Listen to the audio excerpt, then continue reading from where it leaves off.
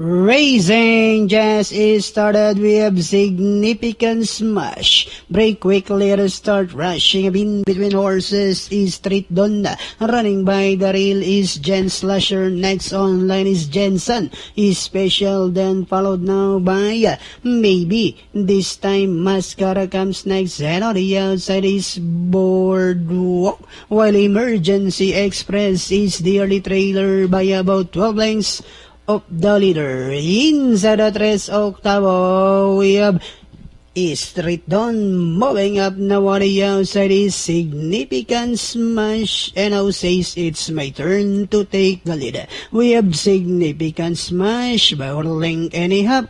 Street Dawn in second, coming closer Jen Slasher, Jensen Special, Boardwalk, then comes Emergency Express, Mascara as they swing for whom is Significant Smash by about 4 lengths.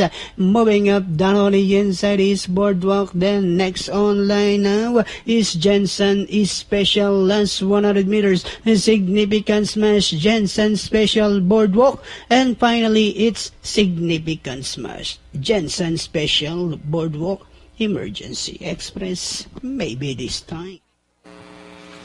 Okay, 6-1, 7.